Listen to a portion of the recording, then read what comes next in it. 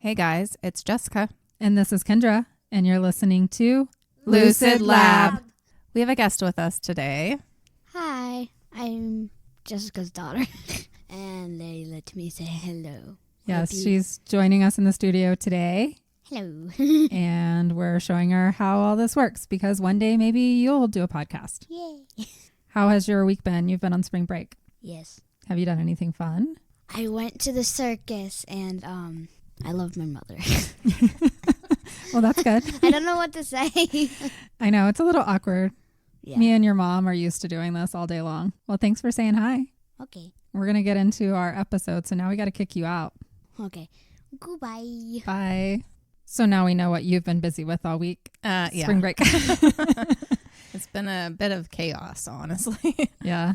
I was traveling, so I'm just getting back into the swing of things. Mm-hmm. I did make the official decision that we will be moving. I'm not sure where yet, but... You have a few months to figure it out? 2 months exactly. Okay. Yep. So that's a little scary. It is. It'll work out. This place was our safe haven to move away to, but we've already outgrown it. And I just know that when I'm here, I feel stagnant. And we just need a different space. You got to do what you feel, and you know in your heart it's the right move, and that means that something better will come along. Yeah, it's just this added anxiety on top of everything, just doing it during this time in America right now. So fingers crossed for me.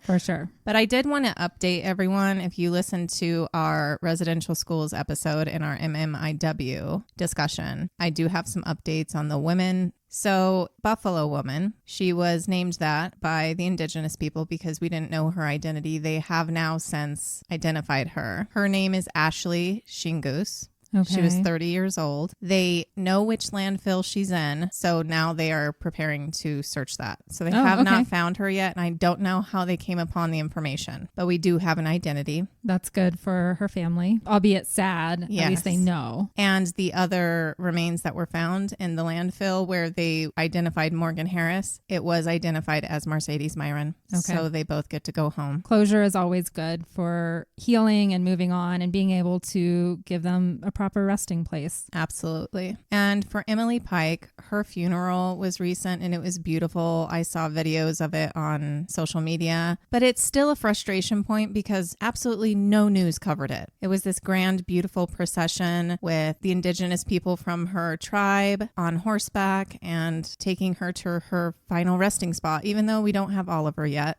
Right. But it wasn't covered by Of course anybody. not. If it wasn't for social media, we would not have known what had happened to her. I do now know the group home that she ran away from, and that is Sacred Journey, which is not the name I used in the last one. And the CEO of Sacred Journey is saying that, you know, we're going to find this person. All of your hatred towards our group home has caused a lot of trauma for the youth that's still there. And I totally get that. Yeah. But I did go down some other kind of deep dives in just what people are saying, and I still don't know what to trust. I still think that there's something going on with these group homes there, and I'm just going to leave it at that. But justice for Emily Pike, and we hope we see that soon. Hopefully. Well, thank you for providing the update. It's always good when we're able to circle back on things we didn't know about, and we try to keep a pulse. Although now we've been doing this for 2 years, we have a lot of stories. I know, it is hard. But when things come up in the news, we definitely want to share it with you guys. For me, it was easier in this case just because it's social media. It's not news. The only way I'm hearing about it is social media, and because it's my FYP, I see it. Yeah, it comes back. All right. So I know we have a big case to talk about today. We do. This is going to be one of our longer ones. It probably could have been a two-parter, but like we've said before, we're trying to stay away from those just in the sake of time. And then also for our listeners, I think you guys like it when it's wrapped up in one episode. Today, I'm talking about the Delphi murders. Yes. It's a big case, and it had things just come out within the last month. It was just recently brought to trial. It's been an open case now for 8 years. So it was good to see some closure, although we'll question what that closure really looks like today. I'm going to dive in now. So February 13th of 2017 was the day that the Midwestern town of Delphi, Indiana was changed forever. The safety that the residents expected by living in this small community of only around 3,000 was shattered when two teenage girls, Abigail Williams and Liberty German, went missing, only to be found the next day savagely murdered in the woods. Heartbreaking. This high-profile case, known as the Delphi murders, is thought to be closed out by some. They did arrest. They've had a trial now, and they convicted a local man as the perpetrator. His name is Richard Allen. But there are many others that believe there is more to the story, and perhaps the man they put behind bars is not the true killer. And this is the recent information that came out this month or last month? Yes. Okay, well, I have not seen that yet, so I will have some new reactions. Yeah, I don't know how much you've dived into this case. I had seen it off and on throughout the years and never really honestly followed it closely. There are tons of Reddit threads, as there are, I think, in every case we research now. Yes. This one has a very passionate following. I think people just choose something maybe because they're close to it or whatever, and they just go all in. Mm-hmm. I did go all in on this one. I've been researching it now for over, 6 weeks at this point. I've read a couple of books. I've watched several documentaries. I've been on the Reddit threads. Right. I read all the case files. Okay. I had a lot of time. I think I pushed this one out a couple times because I know it's a big case and I wanted to make sure I had the full picture.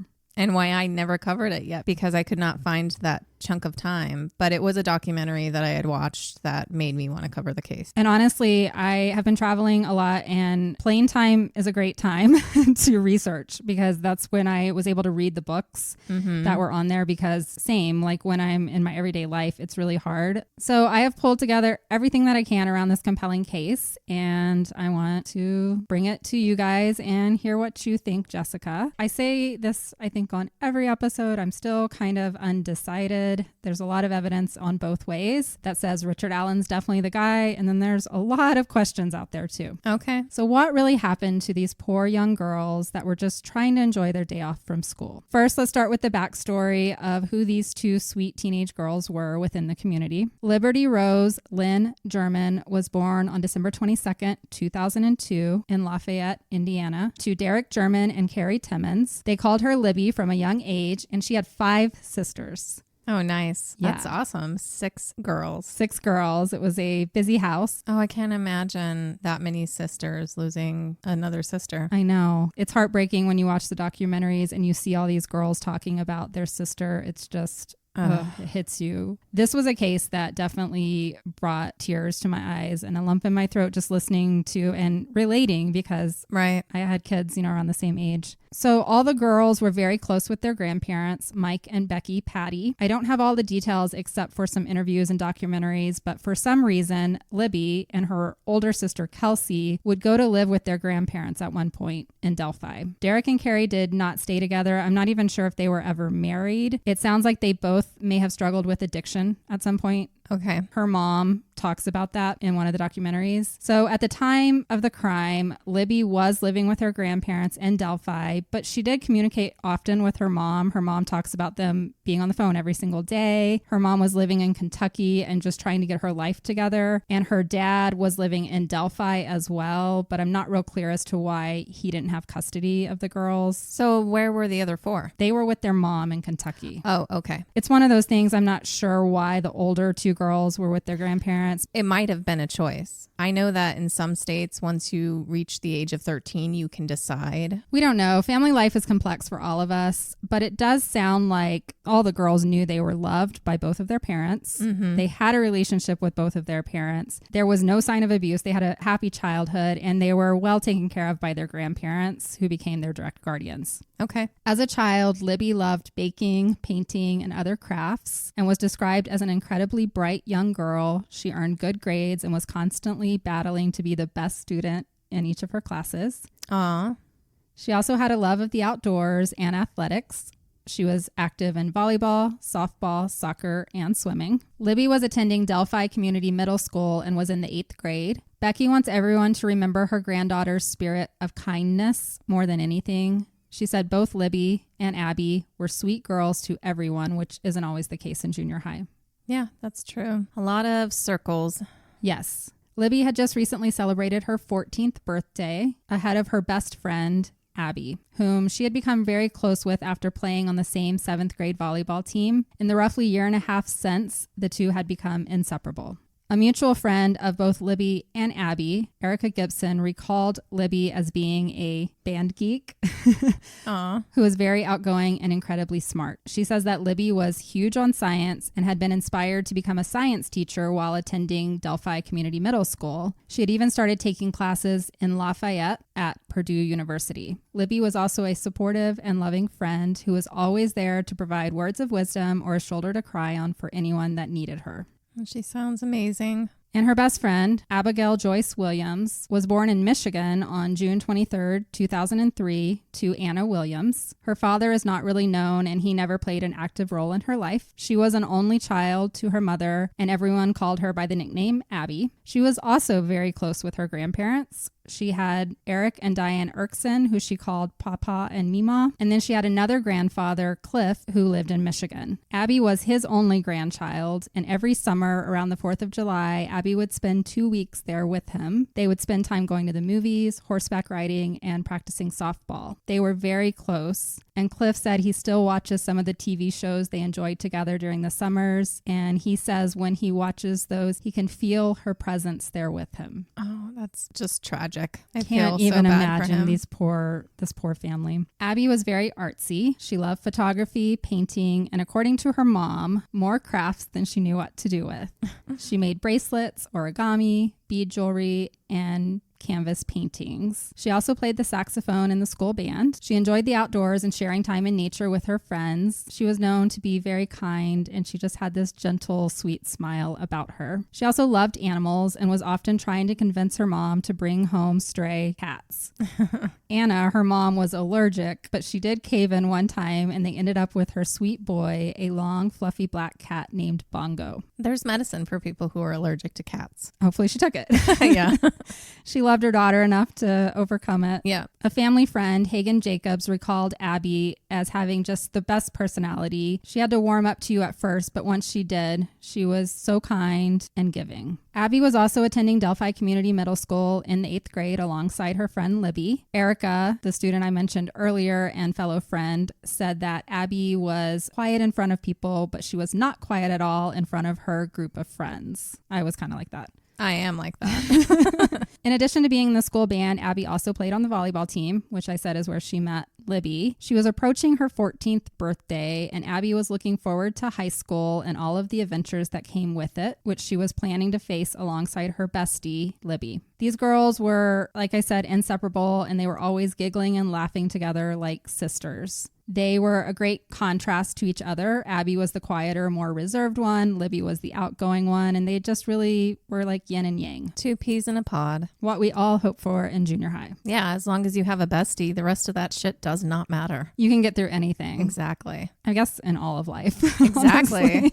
So this brings us to February 13th, 2017. It was a Monday, and it was a planned snow day. So for those of you who don't live in towns that have snow days, it's just a day that they set aside in the happenstance. They need to take a day off. But for this year, there have been no major closures for snow. So it just became a day off for the students and the faculty. Yep. The two girls had spent the night together at Libby's grandparents', and they were deciding what they wanted to do with their free day off from school. It was unusually warm despite it being February, so they wanted to make the best of it and get outside. Yes. They decided going to check out the local hiking area near Deer Creek. It was only a 5-minute drive from Libby's house. They thought it would be a fun adventure and a chance to take some cool pictures for their social media accounts. This is just fucked up. In one of the documentaries, I saw the grandma talking about, because people question anytime something happens. They're like, how would you let, 2 14-year-old girls just go out on a trail by themselves? This was an area kids went to all the time. It's not very large. It's like a mile-long trail. It's frequented. There's always people there. And she was like, my kids wanted to get outside. Why would I not encourage them to go outside when it was beautiful? And they were only going to be out there for an hour. In small town America, you just have a different sense of safety than us. Like, Right. I always grew up around way too many people. So I always had like my guardrails. You weren't allowed to do things. Yeah.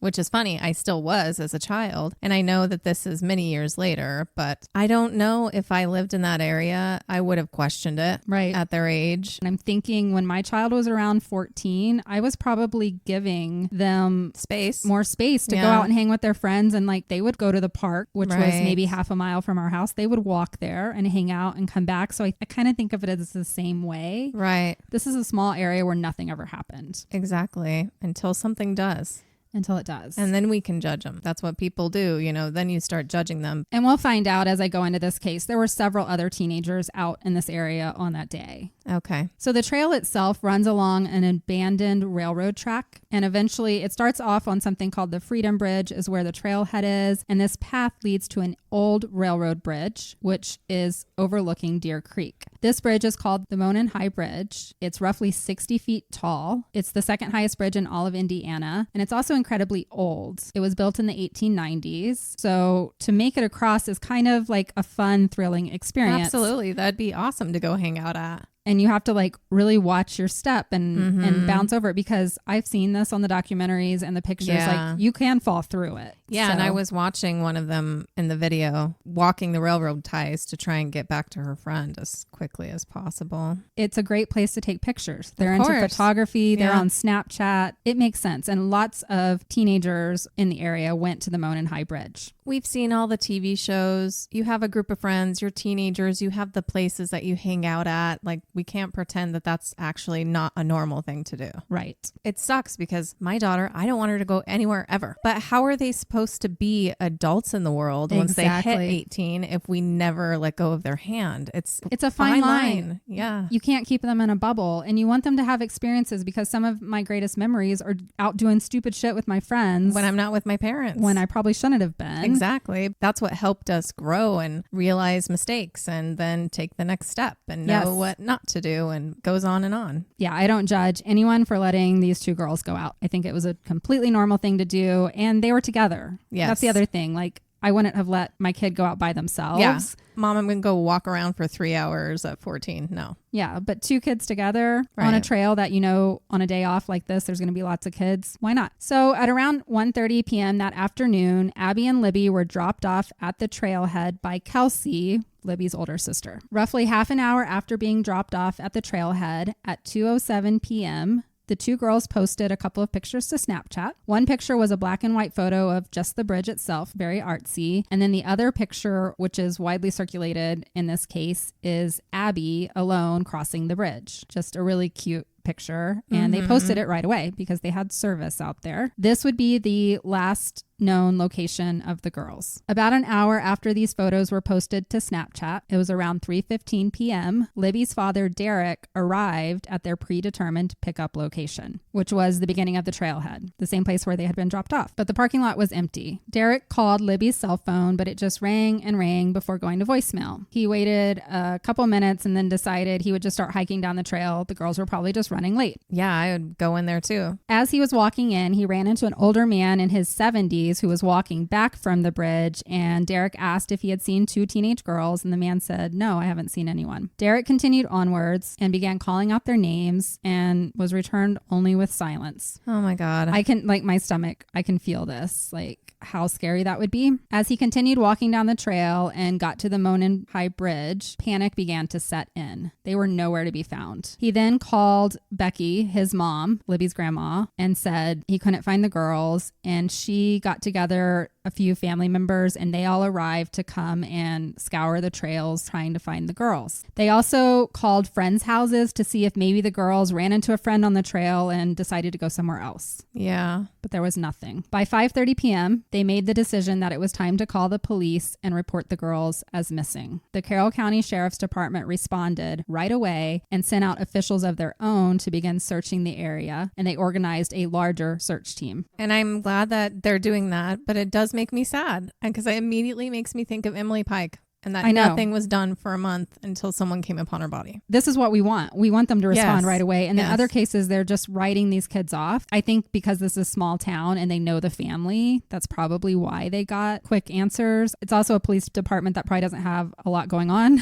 because it's a small town. I do know that too. That actually reminds me of something that I found when looking into Emily Pike again in an update. Just real quick, sorry, because I don't want to forget to mention this. Apparently there was another young individual individual, not a teenager, but was found pretty much in the exact same spot that Emily Pike was found in 2021, and nothing was done for him. And in the same way. So they're now investigating my that. God.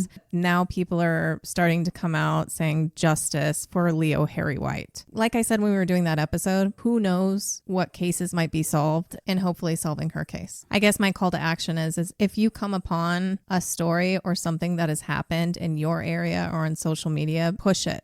Yes. Please help push it.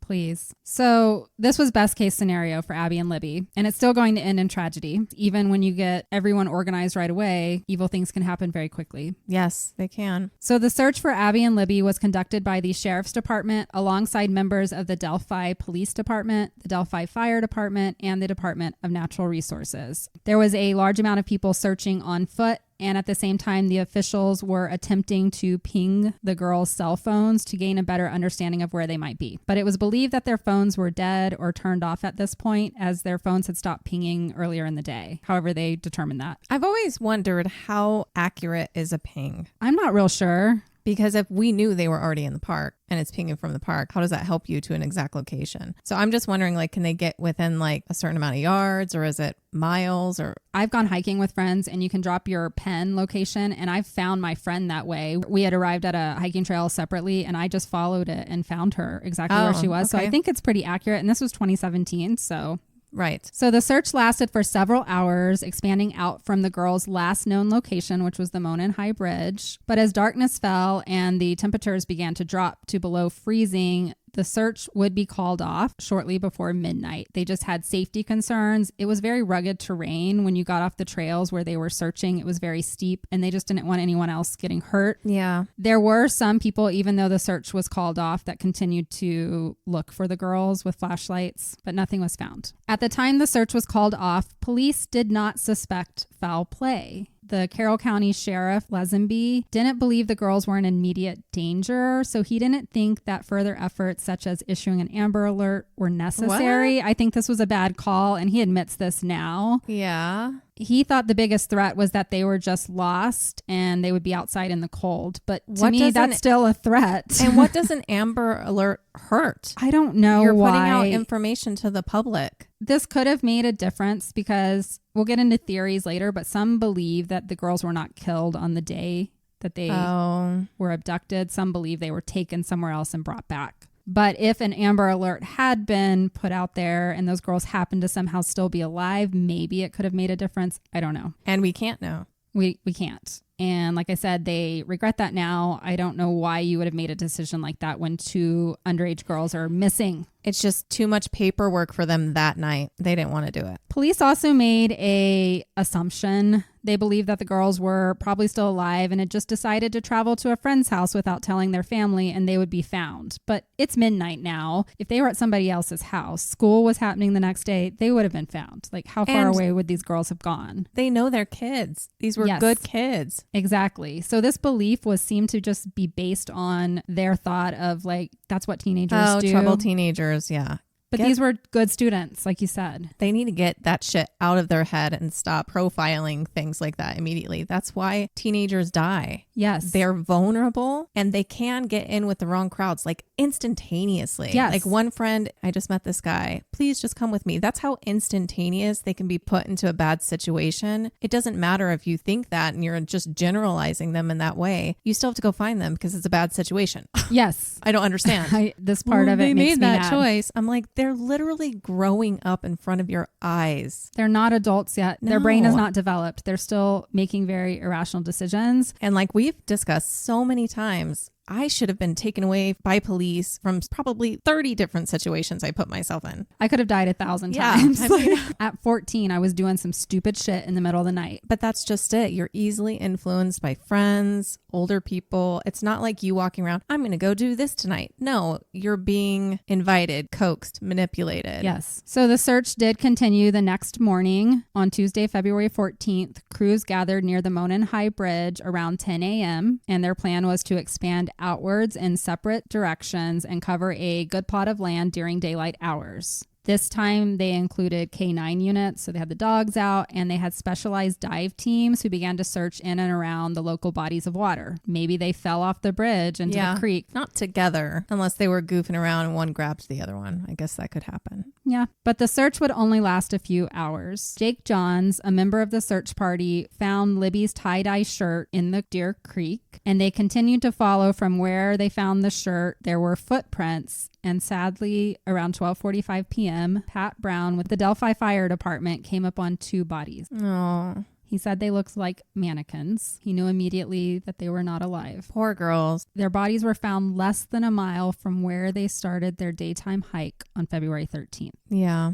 The details of the girls' deaths were withheld from the public, adding another layer of mystery to an already terrifying situation for the small town. They held a brief press conference with officials from the Delphi Police Department, Carroll County Sheriff's Department, and Indiana State Police, who had also gotten involved. They were very vague about any details, and they did not disclose specifics around if the bodies that were found were even Libby or Abby. But the following day, they did confirm that it was the missing girls. An autopsy was performed right away, but the results would be immediately sealed. Oh, okay. Despite the press announcing that they knew the girls had been murdered, they would refuse to release any specific details, such as the cause of death. This was a case, and we'll talk more about this, they kept everything under wraps. Later that evening, police would release a photo of a man they wanted to speak to. The man was someone who had been walking on the same trail the victims were on. In fact, the photo that was released showed him walking along the same stretch of bridge that the 2 girls had photographed and uploaded to Snapchat around 2 p.m. Right. The image of this man was cropped, which made him a very vague, heavily pixelated figure that it was really hard to make out. Right. But the details that could be seen is that he was just kind of this regular looking guy. He was somewhat heavy set, and he was wearing blue jeans, a navy blue colored jacket with a hoodie underneath the jacket, and a hat, right? Describe it as a paperboy looking hat because it's not like a regular baseball hat. It's like kind of rounded. He was photographed walking with his head down, so you couldn't really see his face, and his hands are in his pockets. Which is a weird thing to do when you're skipping railroad ties. What about your balance? Or he was looking down so he didn't fall through. I mean, that's true. But hands in pockets. Hands in pockets. Weird. It just means somebody is very familiar with this bridge is that's what that true, too. tells me. He wasn't afraid. He probably went here all the time. Maybe He's it was his if stalking I fall, grounds. It'll be my time. Police did not officially name this man a suspect, just a person of interest that they wanted to speak to. But that would change several days later on February 19th when he was officially named the primary suspect in this investigation. Following the release of the image, authorities praised Libby because she was the one who had managed to capture not only this image that had been released, but she had video and audio. Libby had the wherewithal to turn on her phone's camera and begin recording this man as he approached them, not knowing if he would do them any harm, but she must have had a feeling that he was up to no good. Very smart. I wish I could have saved them. It was unknown at the time if police had recovered Libby's phone at the crime scene or if the files were taken from like her iCloud backup. Okay. But her quick thinking had given police their first real lead in the case. Her mother would proudly say in one of the documentaries that I watched that it makes total sense for her daughter. They all loved watching true crime shows together, and it didn't surprise her that Libby would pick up on strange behavior and attempt to capture whatever she could for evidence if something scary was about to happen. Absolutely. Stop getting on women for watching true crime stuff. I mean, it's literally, if it won't save us, it'll help you catch the killer. That's how I always feel. I'm like, I want to do whatever I can. If I'm going to die, I want this guy to go down. I know. I'm going to take like 10 pictures of you. You can try and delete them, but it's not going to do shit because it's going to go somewhere. The cloud. Yeah. It's why maybe it is smart to back up everything to the cloud. Except pictures you don't want there. None of your hidden photos. Keep those in the hidden file. Naughty things. In addition to the static image taken from that video, the police also released an audio where the man can be heard saying, "Down the hill." Yes, and it's so chilling. I am going to play that audio now. Hearing this, many assumed it was the perpetrator telling the girls where to go before he would attack them. Many think that the audio was recorded with the phone concealed, perhaps in Libby's pocket or something like that, because you'll hear it sounds like the phone's moving around a little bit. Right. After releasing the audio and snapshot picture, the police revealed details about the man seen in the video. They believed him to be a white male, somewhere between 5'6" and 5'10", weighing somewhere between 180 and 220 pounds, with reddish brown hair and an unknown eye color. They also believed he was middle-aged, somewhere around 35 to 45 years old. The unknown subject was dubbed Bridge Guy. And then in June of 2017, a few months later, they released a sketch of the man. So you had the physical picture and then a sketch that was created from some eyewitnesses that said they saw this man on the bridge and the trail that day. Okay. This sketch would be widely circulated in the aftermath of the crime and would lead to a lot of people looking around town and seeing this face in their neighbors, coworkers, and friends. Oh, a lot of different people were turned in? Yes. Or suggested. It seemed like everyone in Indiana Looks the same? looked like Bridge Guy. He was kind of just a nondescript guy. Yeah. And the clothes he was wearing, it was The just white guy, just, yeah. It was really easy to hide because there was no distinguishing features. And although we had audio and video, it didn't seem to help. Yeah. The investigation of the crime was a joint effort between Indiana State Police and the Carroll County Sheriff's Department. They started with the typical interviewing those closest to the victims, including family members and friends. Other investigators began to look at registered sex offenders in the region. Police also looked to obtain security footage from any establishments nearby, using them to identify people that had been near the crime scene on the day in question. It is also believed that cell phone records were looked over in an attempt to find any cell phones that had pinged near the two girls in the time frame of their death. So just typical start of investigations. Right. The case drew attention quickly from all over the country, with Nancy Grace, Dr. Oz, and Dr. Phil taking an interest. Each covered the show on their programs in 2017, bringing a spotlight to this little-known region in Indiana. In addition, the FBI began utilizing roughly 6,000 electronic billboards across 46 states to spread images of the victims and the picture of Bridge Guy. See, we might have been able to explain the immediate police attack of finding these girls because it was a small town, but now they're all over the country. That's what I'm talking about. And how old was Emily? She was also She's like 14. What the fuck? Yes. Again, we're not advocating that it shouldn't be done for these girls. No. We're advocating that it needs to be done for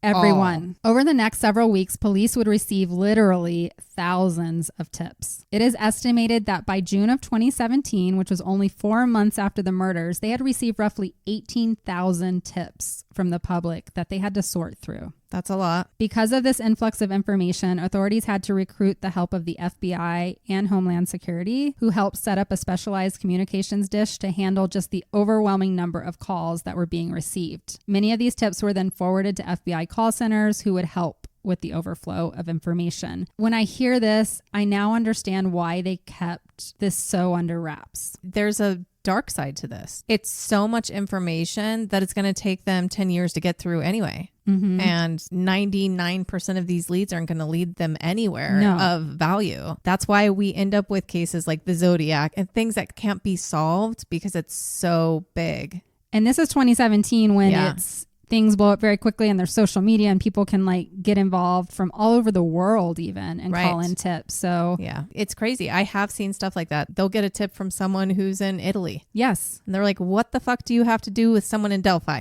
And how can they like sort through all of this? So yeah, it's a lot. While there was a lot of publicity, that's not always a good thing. They were getting tips and leads pretty much every hour. Yep. They had to deal with a number of individuals calling in and confessing to the murders, but they didn't know any of the actual details. And this is why I say I think it's good that they kept those under wraps, because they didn't even release how they were killed, because they needed that to be able to sort through all these crazies. Because it was probably something very specific. Yeah, and we'll learn about it when we get to the trial part. This just reminds me of like the John Benet Ramsey case where all these random people said they killed her too. Mm-hmm. And I think they released so many details that it was hard to sort through. And I think that they've just learned from some of these larger cases, especially when they involve children. The crazies come out. Yeah. And I don't understand why people want to confess falsely. They just want notoriety. I'm not real sure what goes on in their brains. Because they are crazy. Yes. We do know that one of the first people to be interviewed, and some believe is still a viable suspect today, is a man named Ronald Logan. He was a Delphi resident who actually owned the land near Deer Creek where the girls' bodies were found. Okay. Ron was an older man. I think he was in like his 50s at the time. He had had some run-ins with the law in the past, but mostly seemed to have an issue with alcohol. Like he had gotten a lot of DUIs. No violent crime. No one's going to go just randomly dump bodies on their own land unearthed. Right. Like, that's not going to happen. At the time of the murder, Ron Logan had owned that property for more than 50 years, and he was questioned by police, which they're doing their diligence. It was discovered that Ron had a suspended license, and he had driven a load of garbage to a nearby dump on the day that the girls were murdered. Okay. To some investigators, this was a bizarre coincidence. Or he lives on a large plot of land and he has to go take his own trash out, essentially. They did a full search of his property. He allowed them to, and they considered this search a normal course of the investigation, and he was cleared pretty quickly of any potential involvement.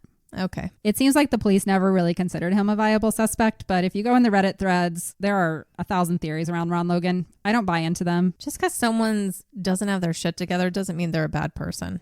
I think he was just a guy that was an alcoholic, and he lied to the police because he was driving when he wasn't supposed to be. Oh, He had a DUI. And you can go back to jail for that for like a couple weeks, a month for not having your license. It's kind of a big deal. So lying to the police had nothing to do with the fact that he was involved in the murders of these girls, but more of saving his own skin. That makes sense. Ron Logan would speak to journalists, and he was actually in the documentary that I watched, or one of them. He talked about the property, and he talks about it being very hard to walk around. He described it as a heavily wooded area, often full of hunters and fishermen who often had difficulty walking anywhere of great distance if they had equipment. He said it was just very steep inclines and jagged drop-offs everywhere. Oh, okay. And when describing the distance between his property and the bridge that the girls had likely been abducted taken from, he said for them to get to where they were found in that rough of territory, they would have had to walk themselves. There's no way in a million years that someone would have been able to drag them or carry them. Okay. So that was one clue that helps in the investigation. That's a big part. During the search, local businesses began donating proceeds and organizing events to gather money so that they would have a large reward for any information that led to the arrest of someone involved in the murders. They soon had more than $200,000 as a reward. On February 18th, 2017, the first Saturday after the murder of Libby and Abby, there was a public memorial service held at the girls' school. It was attended by thousands of people that all gathered to say goodbye. Earlier in the day, there was a private ceremony that was attended just by the girls' friends and family. Okay. But despite all of the investigations and a long, long list of suspects that was created based on the vast amount of tips coming into the police line, an arrest would not be made for 5 years. It is worth noting that the police continued to remain very tight-lipped with details and received a lot of negative publicity for not solving the crime. The town was growing frustrated that they could not find the perpetrator, considering they had audio and video evidence. The families were beside themselves, hoping for answers that just didn't seem to come. Even the family was never allowed to see autopsy results, to know how their children died, to even know if they had been sexually assaulted. Yeah, that's a hard one to sit with. That's rough. And then a crazy, shocking turn of events. A little over 2 years after the murders, on April 22nd, 2019, the investigators handling the Delphi murder announced that they were moving the case in a new direction, and they would reveal significant news at a press conference. The press conference was put together by Indiana State Police Superintendent Doug Carter, who had been publicly involved with the case for 2 years. Carter spoke to an assembly of loved ones, reporters, and even members of the public that were allowed to attend. Some believe that they put this press conference together to try and draw the killer out. They believe this because they announced it days before, and they held the press conference on a Saturday. So they wanted to make sure as many people could come as wanted to. Okay. And if you listen to the press conference, he really sounds like he's trying to draw some reaction from somebody in the crowd because they were just trying anything they could. Yeah. Okay. It was his chess move. Exactly. They overhauled all of the information they had originally said about the suspect, and they showed an updated sketch, which was remarkably different from the original sketch released in June of 2017. This sketch featured an individual with a narrow nose, thin lips, no facial hair, thick curly hair, and a stronger, more pronounced jaw. Okay. Additionally, the man shown in this sketch was noticeably younger than the original. Now, originally they said he was between 35 and 45, heavy-set man. Now we're looking for someone who could be as young as 18. What? And no older than 40. Okay, well, that's a big stretch. So it's quite a change up. Yeah. And what is most curious about this is that this sketch was probably more accurate if you want to think about how it was drawn out, because this sketch was actually made 2 days after the bodies of the girls were found on February 17th, but for some reason they never released it. This was from an eyewitness that was on the trail that described a creepy person, and she gave this sketch 2 days after, and when they were done, she said, "This looks exactly like the man that I saw." Okay. The other sketch, the one that had circulated and had been on billboards and all that, that sketch was made 150 days after the murders. That's just like the Julie Buskin episode I did. Why did they not release this? Was it a woman that gave that sketch or gave the details for that sketch? Because that was the same issue with the last one. It was a woman, and it was a teenager. And I think they wrote her off. Exactly. They write off women's recollection, even though she was on that same bridge. And so I will show you the 2 different sketches. It's drastically different. Yeah. And so this turned the whole investigation on its head, because now everybody's like, we've been looking for an older man. So fucked up. They also publicly stated that they felt like the killer was likely familiar with Delphi itself. They did not believe it was an outsider. They thought it was someone who lived there and knew the bridge well, which I talked about earlier, and probably was still living there and working among everyone. Getting away with it. They would also then release a fragment of the actual video. So they had just had the still shot before, and now they showed the video of the man, bridge guy, walking. He had a weird gait to his step, but that could just be because he was on the bridge and trying not to fall through the cracks. But it showed the killer in motion for the first time, and they were hoping by releasing more that it would get better results on somebody recognizing the way that that man walked. And then they also released a longer version of the audio before we just heard the words "down the hill," and this time they released the part that said "guys down the hill." Right. I have no reason for why they held this back. What are you gatekeeping with that? If anything, you're stalling people coming forward. In addition to the new image and the updated audio file, they also announced that they were seeking information about a car that had been seen on a rural road near Delphi on the day of the murders. They did not reveal any details about the vehicle, though, such as its make, model, or color. Well, then what does that matter? We saw a car. I understand keeping certain details secret, but it felt like they kept things that could have helped this investigation. I think a lot of them admit to that now. Why would you not describe the car? That's literally how people are found, especially with APBs. That doesn't make any sense. It makes me wonder if someone with the cops is somehow involved. Damn it. We'll get to those theories. So in a written statement directed to this unknown killer, which was released later in the day, Doug Carter wrote, "We have a witness. You made mistakes. We are coming for you, and there's no place for a heartless coward like you to hide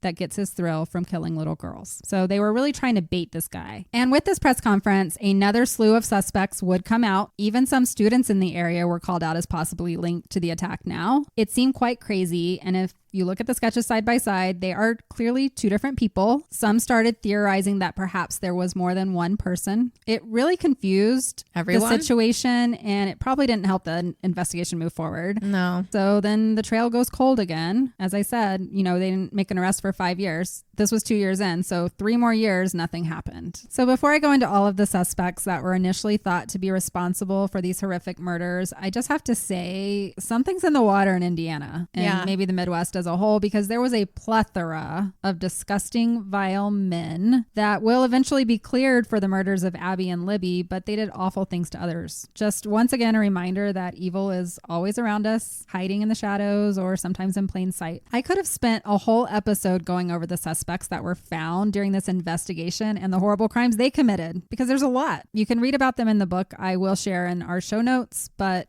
today I'm just going to cover a few because they're interesting, and then we'll get to the person that the police will decide to arrest. I'll say decide to arrest because there's questions on if he's actually the guy. They just get to a point where we have to arrest someone so we can move on with our lives. And I do think that happens. Yeah. So one of the earliest theories in the case is the belief that the murders of Abby and Libby might be related to a similar crime that unfolded roughly 5 years earlier. From the beginning, it was easy to draw parallels between the two crimes. On July 13th of 2012, a pair of cousins went missing in Evansdale, Iowa, which is about 400 miles northwest of Delphi. The cousins were 10-year-old Lyric Cook Morrissey and 8-year-old Elizabeth Collins. They disappeared while riding their bikes in downtown Evansdale. Their bikes were eventually found at a park nearby, but they were not. Oh, wow. Young. A massive search ensued, and eventually the bodies of the two girls were found in a heavily wooded area roughly 20 miles away from where they disappeared. Oh, my God. By the time their bodies were discovered, there wasn't much evidence to find a suspect, and the case grew cold. Both cases featured two young girls who were abducted at the same time in broad daylight, and their bodies were dumped in rural areas. Both cases unfolded in the Midwest, and the bodies were disposed of in heavily wooded areas. In the case of Lyric and Elizabeth, their bodies were actually discovered by hunters. And in both cases, the details of the murder, such as the cause of death, the state of the remains, etc., would be kept private. The police handling the separate cases have kept many of those details guarded. Both crimes took place on the 13th of the month. Oh,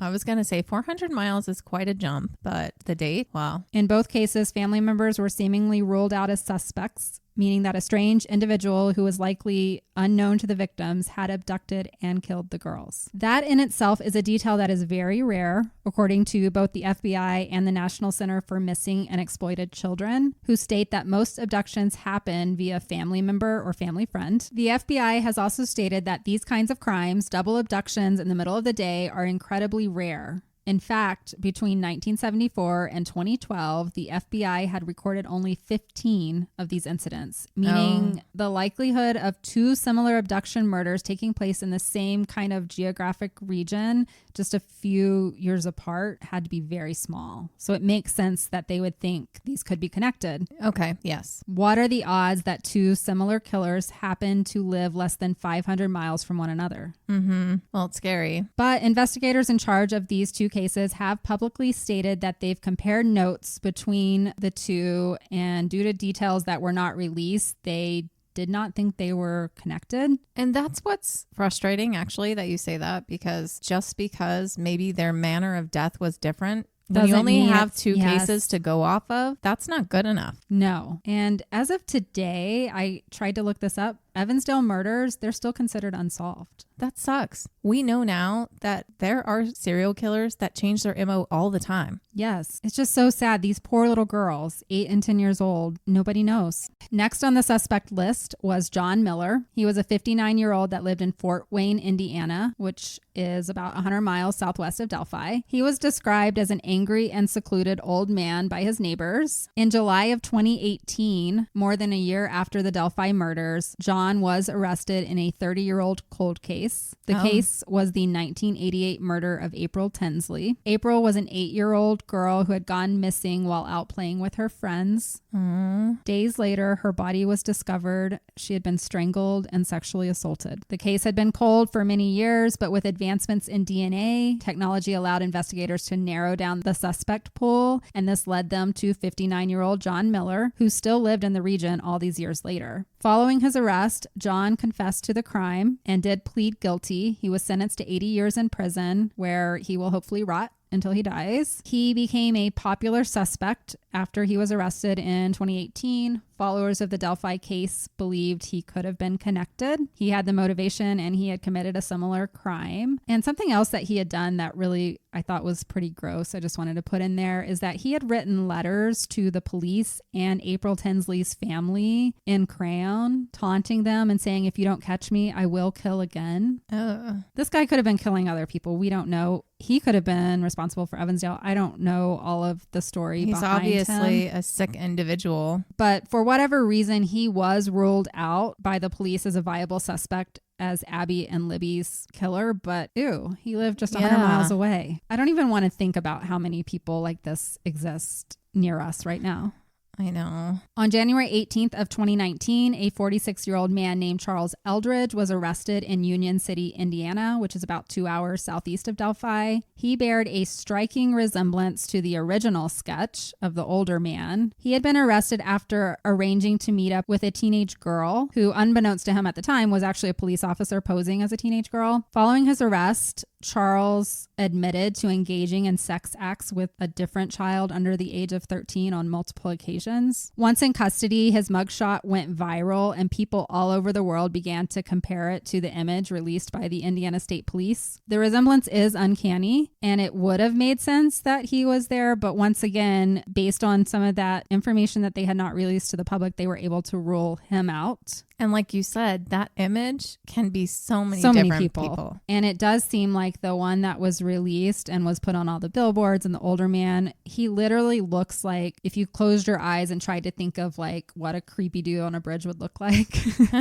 And it's just so overdone. That's what I noticed between the two sketches. Whereas the other one, the original one, is more focused, I think, on the features and not so much the artist's expression or whatever. Now, one of the most viable suspects is a man named Keegan Kline. He came to light as a suspect based on his internet usage. Law enforcement uncovered a social media account under the name of Anthony_Shots. It was a profile using images of a young male model to lure young girls into sending explicit images. Oh boy. Not only was this disturbing on its own, but they discovered that his account had actually interacted with Libby German right before the murders occurred. Oh. Keegan, of course, denied any involvement in the murders. He admitted to his online despicable behavior, but he said he was innocent of ever harming Libby or Abby. He admitted to creating the Anthony_Shots profile online and communicating with underage girls, including Libby. In interviews with Keegan's friends, they were all kind of shocked. Oh no. He seemed so harmless. He was a quiet kind of guy who was in and out of jobs. He spent a lot of time online, like playing video games. He was younger. Okay. It would have never crossed his friends' minds that he was involved in such nefarious online activity. You can never really know your friends. You can't. Even so, if he was doing that, his friends said he was not the type or even capable of violence against someone. They said he was just kind of a lazy guy. Like they just didn't see him having the initiative to maybe even get out of the house. So he really was just maybe, he wanted the attention of girls who thought he was that model kid or whatever, just to have the conversations maybe. I see him as kind of an incel. Yeah. When I look at the picture, that's how I would describe him. He was out of shape. He didn't really look like Bridge Guy. He was a much larger man in stature and girth. But with the investigation, many details of Keegan's activities online came to light. He was catfishing young girls. He would also pose as a girlfriend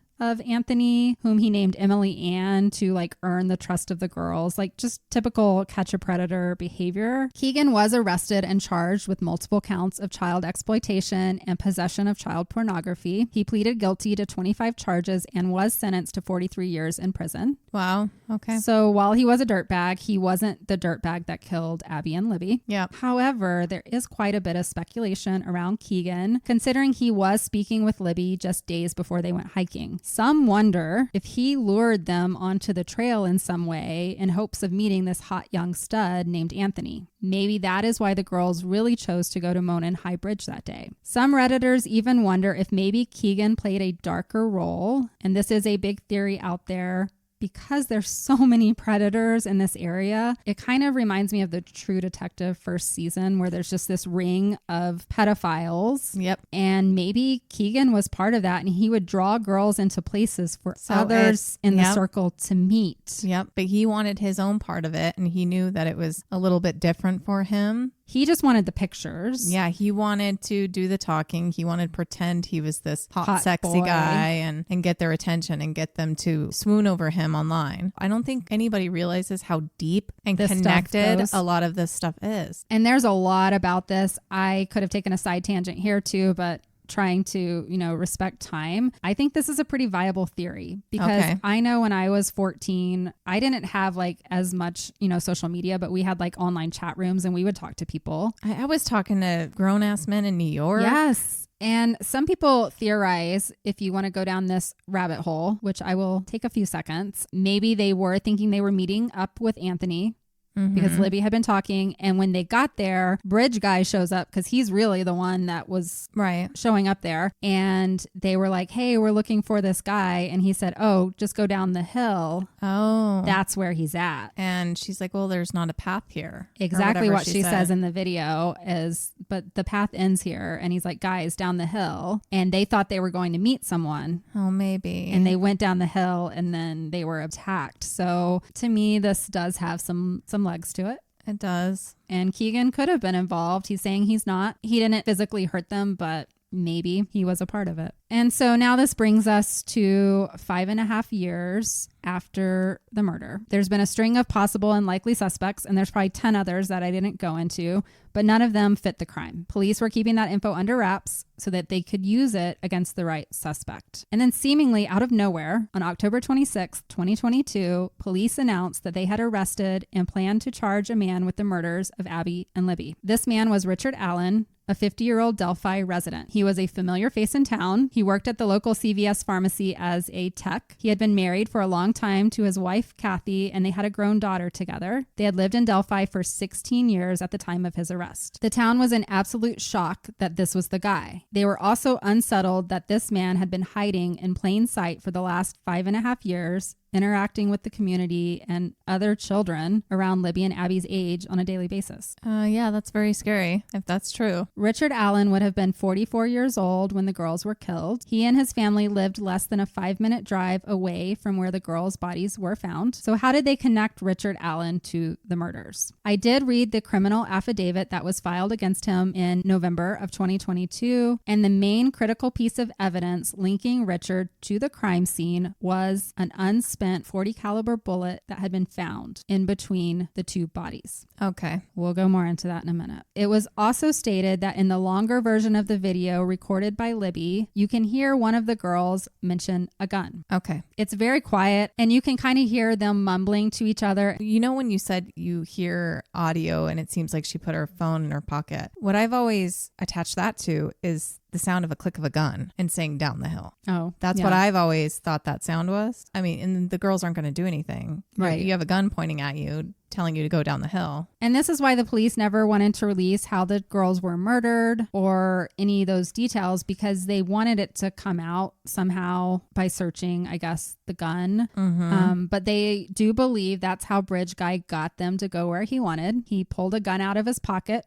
His hands were in his pockets when we see him walking towards the girls. He pulls out a gun and he tells them, go down the hill. Right. Also in this affidavit was an interview with 3 other teenagers that had been on the trails on February 13th, 2017. They had been taking pictures on the Monon Bridge and heading back towards their car around 1:30. It was then that they mentioned crossing paths with a man that they described as kind of creepy, and he was headed in the direction of the Monon Bridge. One of the girls in the group said the man was wearing a windbreaker, jeans, and he had something covering his face. She said his hands were in his pockets and he wasn't very tall, but he had a bigger kind of build. The group said hi to him, but he just glared at them and said nothing in return. Okay. After seeing the picture released by the police, the group came forward and all 3 confirmed the man was the same one that they had seen that day. Okay. And this is based on the older man sketch. Okay. Well, maybe there were both of them. That's couldn't some it of be the both theory of is them? that it took more than one person to commit this crime. Yeah. So that means this man was walking towards the bridge at 1:30 p.m. And we know Abby and Libby were dropped off to begin hiking and would have been headed that way 10 to 15 minutes after this encounter. Mm-hmm. There was another eyewitness account of a woman walking the bridge and passing a man who was just standing on the platform around 1:45 p.m. And it also matched the original composite and video of Bridge Guy. So we have 2 witnesses saying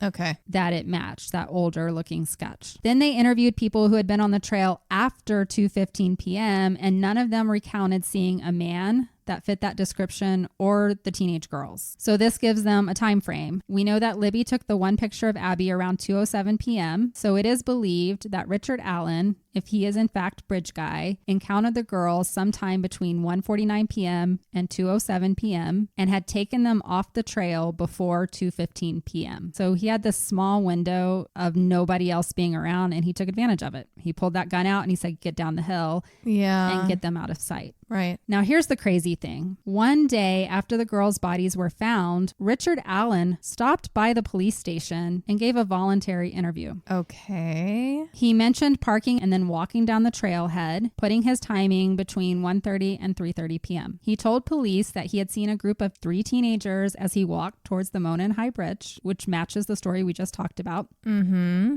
He claims that he did not see anyone else, including when he got to the bridge, but that if someone else was around, it could have been because he was distracted. He was checking his stock market. Richard drove a 2016 black Ford Focus, and police were able to watch security cameras to confirm a car like this did arrive around the 1:27 p.m. timeframe. He mentioned parking at the CPS building, which was just this old, broken down government building that was at the trailhead. There's plenty of spots right next to the trail, and then this building's kind of a little ways away, so it would have been a choice to park there. Right. And there were eyewitnesses stating that they noticed a car backed into that area when they pulled into the parking lot, and they thought it was odd because of the way it had been parked. It was backed in between the building, and it was like somebody purposefully parked their car so that no one could see their license plate. There is one thing I have to disagree with you on there. What's that? 90% of people, at least in my daughter's school parking lot, back up. I hate it. I think it's just dependent on who you are. Backing up is like sometimes the only thing people will do. They won't park normal. I don't know, but it is brought up several times, and there will be several witnesses when we get to the trial that say something odd about this. I mean, going and parking at some building far away is suspicious enough, but it's like they're planning and they want to make sure nobody notices their car. Yeah. But in doing so, they make their car noticeable. Exactly.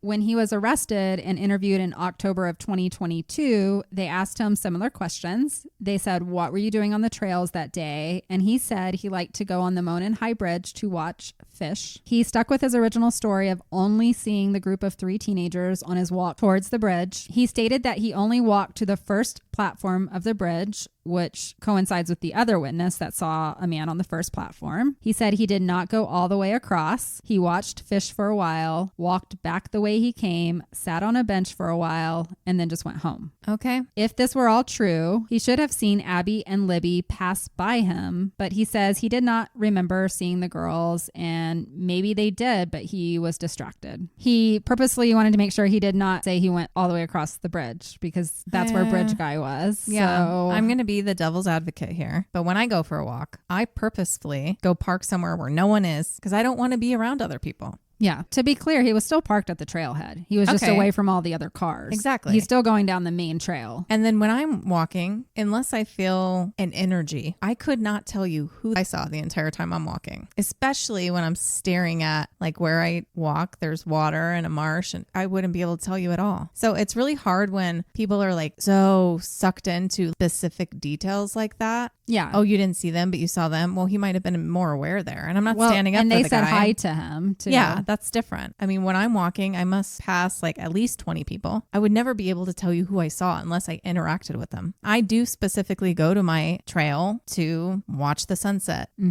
go on the shore and be with the birds or whatever. Like that is what I do. I don't always walk the whole thing. So for me, it's actually common to only walk the half, walk the other half back. Like it's possible. Yeah, he was just watching the fish, and so he could have been looking down, and the girls went right past him while he was looking down at the fish from the bridge. So totally it possible. is very feasible. He did confirm that he parked his car next to the old building and had backed it in, and that the clothes he was wearing that day included blue jeans and a blue Carhartt jacket with a hood, which matches Bridge Guy. He said he probably was wearing a hat too, but couldn't remember what it was. The police interviewed his wife, Kathy, at the same time, and she confirmed, yeah, she knew he went to the bridge that day. They also got a warrant to search his home, and this is where they found a Sig Sauer model P226 firearm that he had purchased in 2001. The bullet that they found at the crime scene was matched to the gun found in Richard's possession. Through some kind of analysis, they were able to determine that the unspent bullet was highly likely to have come from his specific gun based on the markings of the bullet. Although the bullet had not been fired, it had been worked through the chambers, and that leaves some kind of marking. We'll get into that in the trial. I don't trust that, actually. It's very hard for someone in ballistics to say that a bullet came from a specific gun if it had not been fired. Exactly. And I know this is going to be a big sticking point. We've talked about this in several episodes. Mm-hmm. Then the question came up, why the hell had the cops taken so long to look at this guy? They had that bullet, supposedly, back in 2017 from the crime scene. Oh. They had all these eyewitnesses and a written statement from Richard that he had been on the trail that day wearing the same clothes as Bridge Guy. Yeah, he's like, hey, this is what I look like. This is what I did. And he had parked his car in an odd way that people had talked about. But this was all somehow lost in the paperwork and was only found when the cops hired some volunteers. Oh. There was a volunteer that was helping to organize files, and they found this interview with Richard Allen from February 2017, and it had been misfiled as like Richard Allen White and somehow forgotten about until this happenstance. They found it, they read it, and they took it to someone in the police department, and the cops started looking into it, and they realized that there were a lot of open questions about this guy. But there wouldn't have been if he lied. If you think about it, had he lied about any of that, they wouldn't have the details about his jacket, about the way he parked, about blah, blah, blah. There wouldn't have been any details at all. He went in and essentially told the truth. You can say he might have cut it off at seeing the girls or not, but he went in and told the truth about what he had done up to that point. Right. Had they not had that statement about what he had done up to that point, that volunteer wouldn't have tied anything to anything. No. To me, it's an opportunity. Oh, well, we know this now. He matches. He offered up that information. And a lot of people will say that about Richard. Like, if he was guilty, why would he have voluntarily gone and said he was on the trails that day? Like, he told his wife he was there. He was dressed the way they saw. Yep. So. But I mean, jeans and a blue jacket. That's like every guy in the Midwest. I don't know. I get the volunteers like, ooh, I found something. Right. Hands up. I found Everybody something. wants to solve this case. Maybe he's not the murderer and he's more of a Papa Bear and being like, I was on the trail that day. I just want to let you know. I'm going to give you whatever information I can. I want to help. That's what he will claim and his defense will claim. Okay. Granted, everybody, I have never seen this guy talk. I don't have like a feeling about him or anything. I just go off of weird instinctual feelings in the moment. And that's all I can do. And I have to also read Kendra's face. Am I getting somewhere or am I not? I said I was undecided, but I will show you a picture of him. Okay. And then things would get a little messy as the state prepared their case for trial and Richard lawyered up. It would take 2 more years before a jury would be chosen and the trial could begin. During these 2 years, Richard would be held by the state for safekeeping. I put that in parentheses because we're going to find out he wasn't kept very safe to await trial. If we think he's guilty, then you arrest him and you give him the bond situation. Right. But if you feel like you don't have anything at all, then you take a chance. Like, I don't understand that at all, safekeeping. This happens a lot. They keep people waiting for trial. It's usually minorities. Yes. That happened with Arpana Janaga. Did it? Yep. The Halloween case. And I don't think it's right. It's really scary. Yeah. And we'll talk about it here in a minute. There was also a gag order released right away, issued that no more details outside of what was in that affidavit could be released before trial. So the mystery around this case continued. We still didn't know how the girls died or the timeline of what Richard Allen supposedly did that day when abducting the girls. At some point, crime scene photos were leaked to the press. They were very disturbing. I have not seen those. You can't find them. I looked everywhere. They were leaked to very certain members of the press. And in October of 2023, the judge residing over the case removed Richard Allen's defense attorneys from the case, citing gross negligence due to the leak being traced back to their doing. Oh, there was a reason for these to be let out to the public. Because it proved his innocence? You see, the defense was building their own case and they wanted the crime scene photos to be out there for understanding of what may have went down in their version. Oh, goodness. Whenever they start doing that shit, you got to believe that. I know. And this is where I'm going to get into all kinds of crazy shit that may not really be out there as well known as it maybe should be. The defense believed Richard was innocent and was being railroaded as the fall guy to cover up a large conspiracy that went all the way to the top. Oh my God. All the time. Always. As much as you want to believe in the small town cops, there's always corruption. Ketty Cabin Murders has the same thing. I feel like I end up in a lot of these kind of cases. Yeah. And it is always the small towns. Oh, damn it. So the defense believed that the girls were killed by a cult, and the crime scene photos proved this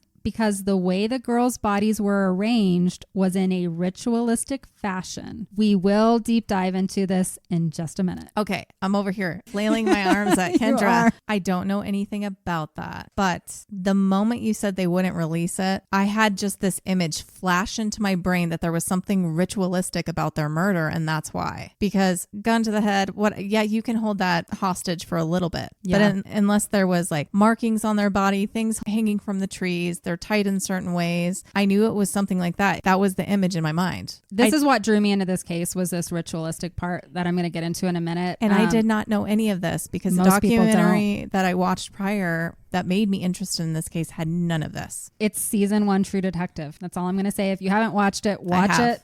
Yeah. I know you have, like, one of the best shows I've ever watched. Yes. We will get into the cult stuff because it's very interesting. But let's talk a little bit more about Richard Allen and what was happening to him while they were putting this case together. He should have been considered innocent until proven guilty. That is the law in our country. But you would not have known this by the way he was treated for 2 years under the state's safekeeping measures. He was placed in Westville Correctional Facility where he underwent many psych evaluations. He was kept in solitary confinement for his protection from the other prisoners. But this, as we know, is never good for one's mind. No, we literally just went over that. We just went over this. When he went in, he was adamant that he was on the bridge that day, but he had nothing to do with the murders. Yep. While in solitary confinement, he was allowed some visitors and phone calls, but his wife, mother, and adult daughter noticed a deterioration in his mental state as he was subjected to confinement. And this happened quickly. It was so bad within like 4 months. While he had originally denied any involvement with the killings of Abby and Libby, as his mental state declined, he began confessing to anyone that would listen that he had killed them. Oh, darn. It actually would be recorded that he confessed 61 times while in confinement for those 2 years. So they broke his brain. I'm sorry. My brain is already going to the fact that this isn't the guy. A girl's intuition.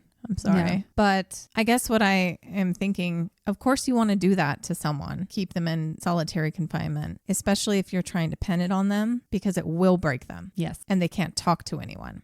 Right. So there were pictures taken of Richard in April of 2023, which was 5 months after he was arrested. And he looks like a caged animal. He has hollow, sunken eyes. He had lost a significant amount of weight, and psych evaluations were describing him as schizophrenic and delusional. He was not like this before. He began self-harming and even eating his own feces. Oh, wow. He would strip off his clothing and walk around his cell naked. He would bang his head against the cement wall to the point that his face was badly bloodied and bruised. And all of this was caught on camera. Okay.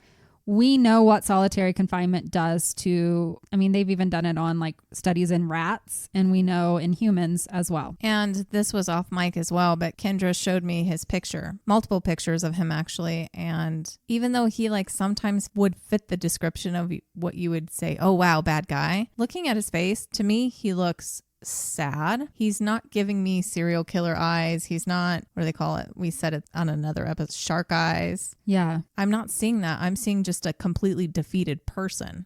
And I'm going to show you a picture of him when they brought him in this April timeframe. His defense attorneys will try and get him moved because they're worried about his mental state. And this is what he looked like at that time. Oh, wow. Far different. Completely different person. And he looks just broken. Yeah. Half the person. Mm-hmm. And he would talk to his wife and his mother on the phone, and they recorded all of these calls. And on one of them, he said, "Do you still love me?" And she's like, "Of course I love you." And he's like, "I think I did it." And she's like, "No, you didn't. What are you saying they got to you?" And he is like, "No, I think I killed those girls. I killed them. Will you still love me?" And the way it sounds is very rambling. And she's like, "You don't know what you're saying. Stop talking." Basically, because she knew what this meant. Oh, wow. So his defense lawyers brought him in to be seen by the judge. Her name is Judge Gohl, and she was residing over the case. And they asked her to move him to different conditions because he was not being treated well, and they were concerned with all of these confessions that they supposedly had gotten from him while under duress. Yes. 61 of them. The defense also had been working on their evidence of a ritualistic killing, and they had a file that was 136 pages long that they wanted to submit to Judge Gohl to try and move Richard into different circumstances. They also asked the judge at that time that the confessions would be suppressed because he was under the duress of a mental health crisis and did not know what he was saying. I think that's evident just in what he looks like. I know. But at this time, the lead psychologist for the state, her name is Dr. Monica Walla, she acknowledged that, yes, while it did seem like he was deteriorating, she was not sure whether Richard was actually going through a true mental health crisis or if he was just feigning psychotic behavior to try and avoid standing trial. He lost like 100 pounds. The prosecution believed it was all a show. What? And that it was a ploy to get him seen as unfit for trial. He actually is unfit now. I know. The judge took in the information from both sides. It was like a special hearing. It lasted for 3 days and they heard from both sides, but they delayed a decision on whether or not she would allow them to use the new evidence in the trial around this ritualistic killing. That's not new evidence. It's part of the documented crime scene. How is that new evidence? It was up to her on if this could be included in the trial. That makes no fucking sense. I know. And she was also the decision maker on if they would be able to suppress the confessions made in solitary confinement by Richard Allen. This was in 2023, and she told them, just wait it out. It's going to be fine. I'll give you my judgment later. We'll talk about what she decides in a minute. But right now, I want to spend a little bit of time. I did read the 136-page case that they put together, and I want to talk about it. Okay. The defense believed individuals associated with a pagan Norse religion known as Odinism ritualistically sacrificed Abby and Libby, and they argued that law enforcement had disregarded significant evidence supporting this theory. They claimed that the FBI had previously noted the crime scene appeared staged and had speculated that the victims may have been killed elsewhere and moved to the location where they were discovered. Okay. While Odinism is not typically a religion that involves human sacrifice, the version that was being practiced in the Indiana area at this time had been co-opted by certain white nationalist groups of men, and they had put their own violent spin on it. Of course they did. And of course it's towards young girls. Of course. They didn't have a lot of minorities to go after. No, they didn't. When I look at the Reddit threads, there are some reasons why they think Abby and Libby may have been targeted, in that I believe it was either Abby or Libby's mom. I didn't write this down. One of them was dating a black man, and they think that may have been... Okay. We're going to talk about this fucked up group. Really don't trust small town areas at all anymore. It's so scary. Police knew that this group was active in the area. They called themselves the Vinlanders.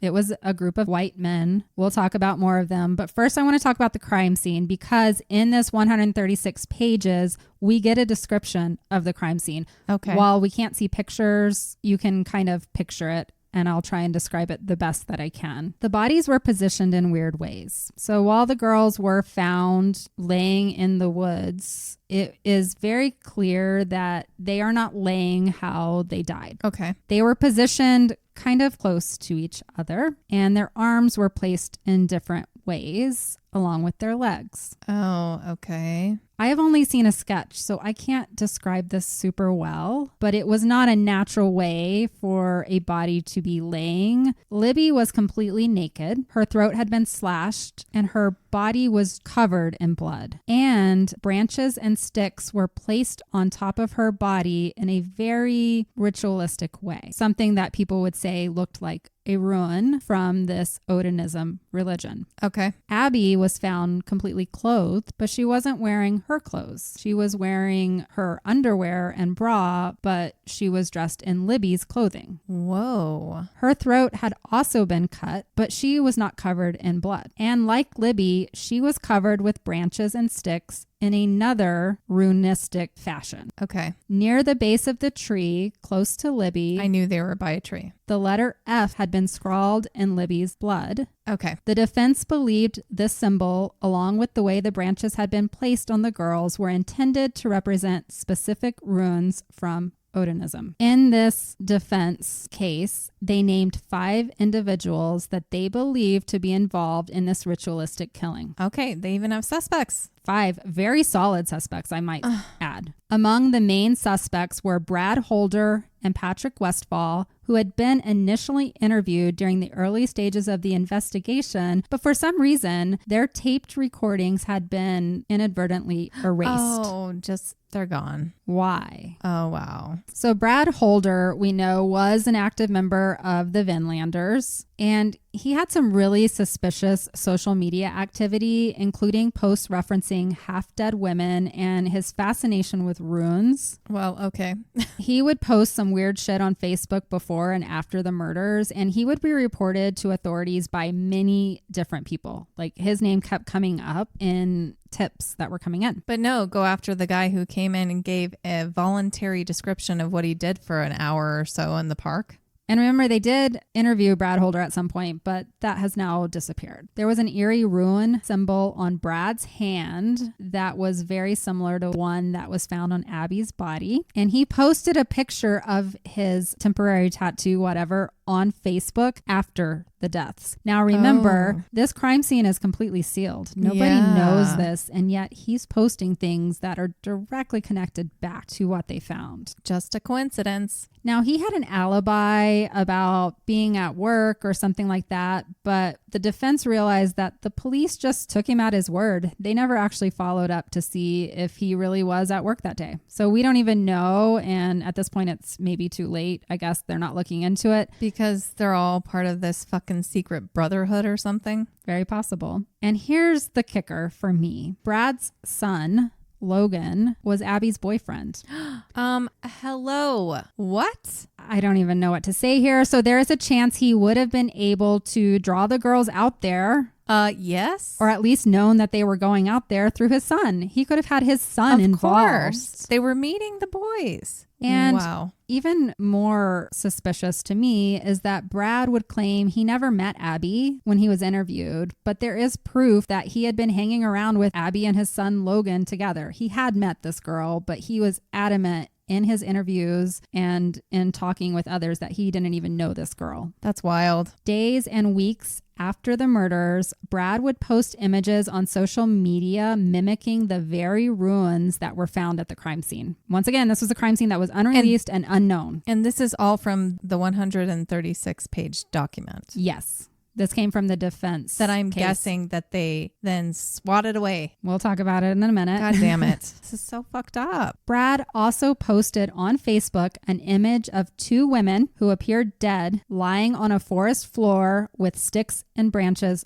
on top of them. And then he mysteriously just disappeared from social media and didn't post anything else. So that's Brad Holder. Suspect number 1. Suspect number everything. What? There's more. Suspect number 2 is Patrick Westfall, who was close friends with Brad Holder, but then their friendship just abruptly ended in February of 2017. A fight had supposedly taken place between the 2 men in the woods close to a creek where they were conducting a ritual. One of them said or did something the other did not agree with, which caused their rift. While drunk one evening or intoxicated, I don't know, Brad Holder told his ex-wife, Amber, that Patrick Westfall was responsible for the murders of Abby and Libby. Okay. There was also a Facebook post with a video showing Patrick Westfall carving ruins into tree limbs reminiscent of the ones found at the crime scene. And just like Brad Holder, Patrick Westfall would suddenly disappear altogether from social media after the murders. I'm kind of dumbfounded right now. I don't know what to say because this is absolutely ridiculous. Fucked up. And then there was the third guy. His name is Elvis Fields. He's younger, and if you look at the sketches, he matches the second one. Okay. Elvis confessed to his sister Mary that he was involved in the murders, even providing a number of crime scene details which only those present would have known. Elvis was developmentally delayed and said to have the mental capacity of an 8-year-old. But he said the day after the murders to his sister that he had been present during the killings and that he now had a brother and was part of a gang. Oh, well. And this is the piece that really bothers me. Elvis described forming horns out of sticks and placing them on Abby's head because she was a little troublemaker. Crime scene photos would later show that this was true. There were sticks placed above Abby's head. Oh my God. Where are we right now? I don't even know what to say. And this is before he's sentenced. Yes. Elvis was interviewed in 2018 by law enforcement and denied involvement, but he did ask a really weird question. He said, "If my spit was found on one of the girls, would I be in trouble? Even if I can explain how my spit got there?" All right, I'm going to stop you for 2 seconds because I want our listeners to know. My intuition about Richard Allen was very genuine. She and I have not talked at all. No. About this. We never do. And I knew nothing about this ritualistic stuff ahead of time, although my brain did feed it to me, which is crazy. All of this is just crazy to me. This is pure proof. And I know that for some fucking reason, it's going to be pushed to the side and he's going to be convicted with nothing but a shell casing that hasn't been fired. And that's wild. It's scary. It's very scary. And that only tells me that cops are involved because why else are they covering this up? I mean, the FBI was involved. So back to Elvis. Elvis had already admitted to his sister Mary, and then he admitted to another one of his sisters that he was on the trail the day that the girls died and that he had spit on one of them. He said he would be going away for a long time. Elvis's roommate, Rod Abrams, lied to police to give him an alibi for where he was the day of the murders. And Elvis emulated and looked up to Brad Holder as a role model. He wanted so badly to be part of their Vinlander group. It is very possible that Brad could have taken advantage of Elvis's mental state and his susceptibility to whatever he wanted him to do. And there's a lot of thought about that, is that he could have brought Elvis in to commit this murder, this ritual, whatever you want to call it, knowing that Elvis looked up to him and wasn't, fully there. The third person cited in the defense case was Johnny Messer. He was tied to the Vinlander group and his vehicle was found with blood smeared on it. He was not from Delphi, Indiana, but he was confirmed to be around town on the day of the murders. Johnny's ex-girlfriend told law enforcement that Brad and Johnny were two of the most evil people she had met, and they were fully capable of murder. She also stated that a possible motive for their involvement might be the concept of blood in and blood out, which means social acceptance into their little Vinlander circle group. So it is initiation into a gang. Exactly. That's what she's claiming. Do cops just, if they're not involved, do they just not want to piece all that together and go after that many people? They just don't want to deal with it? Or they're involved too. We'll talk in a minute. I'm sorry. Johnny Messer was number 4. I think I said number 3. And then the 5th person cited was Rob Abrams, and he was Elvis's roommate that had lied on behalf of Elvis for his alibi. And the problem is that Elvis would give a different story, so it would clash with what Rob said, and it was just very clear that it was made up. Okay. What made Rob kind of suspicious is that he would not allow the examination of his phone for communications between himself and Elvis, and he was very uncooperative with police, which raised suspicion that although he probably wasn't directly involved, he might have at least known what went down. Okay. One of the other big pieces of of evidence to me that cannot be explained is that one of the branches that was placed on the girls in the runic symbol to make it work the way that it needed to had been pre-cut with a power saw. This wasn't just a branch found. It was fully shown to have been cut, which shows premeditation and planning. Yep. But despite all of this information, investigators reportedly dismissed the Odinistic ritual theory by March of 2017, just 1 month after the murders and very early into the investigation. They stated that a Purdue professor took a look at the evidence and asserted that there was nothing to see there, and Odinism was definitely not involved. But when the defense asked for the name of that Purdue professor, the investigators were never able to produce it. I'm starting to realize they create fake professional people to back up whatever they're saying all the time. Mm-hmm. With police, politics. You just say a word, you just say a name. You Who's sound going to smart. go Mhm. look at it? I know.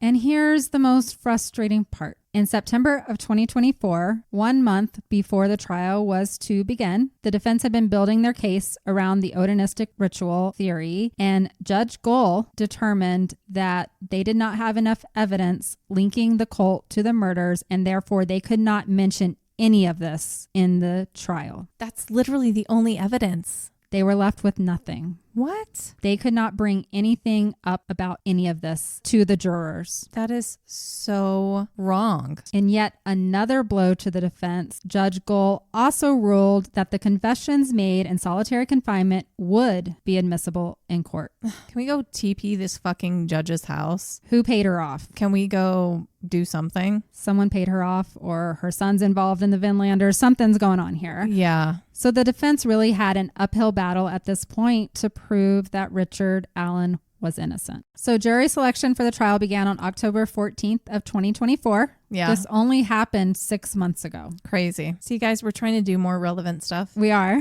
So jury members were to be sequestered for a month as they heard the case. They brought them from Allen County into Carroll County because the defense did at least win that one thing, is that they didn't want jurors from Carroll County. Okay. It started on Friday, October 18th with opening statements. The prosecutor was Nick McClelland, and he stated that Richard Allen was definitely Bridge Guy, and that an unspent bullet found at the crime scene had been cycled through his Sig Sauer P226. He also pointed out that Richard had confessed to his involvement in the girl's death. Yeah. Defense attorney was Andrew Baldwin, and he suggested that Richard Allen had suffered a mental health crisis that led him to confess to murders he did not commit. He also pointed out that there was absolutely no DNA or digital evidence linking Richard Allen to the crime. He called the bullet evidence inconclusive and said there was reasonable doubt that Richard Allen was in fact the killer, which I agree with. And it was in the trial that we finally learned more details around what actually happened that day. All the information had been sealed prior to this, but it is now out there, although we still don't have crime scene photos, and I don't know that those will ever be released. And the videos of Richard Allen's confessions are also not available for public consumption yet. So did they happen? I question everything. Even in court, when they showed crime scene photos and Richard Allen's confessions, only the jury could see them. So people sitting out in the audience were not privy to any of this information. They could only watch the reactions from the jurors. Okay. The trial would last for 17 days before jury deliberations that would last for an additional 4 days. For the sake of time, I will not go into a large amount of detail, but did want to highlight new information that we learned during the trial. Prosecutors brought out witnesses to speak of the crime scene and shared images with the jury. Autopsy revealed that the girls had not been sexually assaulted. Both of their throats had been cut, but it seemed one was killed with a serrated blade and another with a regular, like, straight edge blade. So that tells me two different people. Some would say that, but they had an expert With what? that came out and said, no, this was done by one person with a box cutter. And by using a box cutter, one side could be serrated and one side Oh my could God, be... shut the fuck up. That is the stupidest thing. Sure. In the reality of what could happen, could he have that? Yeah. But you're ignoring the 136 page thing that proved that all of these people were in this cult situation, literally directly relating to that crime scene. You're like, It was just one person. They had a box cutter. And by the way, Richard Allen, he has that in his truck. Well, he works at CVS, and that's something he carries on him all the time. Because he's opening boxes to stock pharmacy stuff. A pharmacy. Remember, there was no DNA found on the bodies except for a hair in Libby's hand, which was later discovered to belong to her older sister, Kelsey. Another thing I will say, because I don't know where to put this and I didn't have it written down, but all of the branches that were placed on top of the girls' bodies were never tested for DNA. I hate people. The cops say the reason they didn't is because those kinds of things never produce much, but they didn't even try. No, of course they didn't try because possibly they knew where it would lead them. I think it's very possible they knew when they showed up what they were dealing with. Yes. And that's why they kept it all sealed. But that's just me spitting my ideas. We keep coming to certain cases like this. So the timeline that the prosecution set up is that Richard Allen led the girls down the hill and had them walk across Deer Creek to get to a more secluded area. This was a very steep hill coming right off of the bridge, and they did find one of the girls' shoes on this steep hill.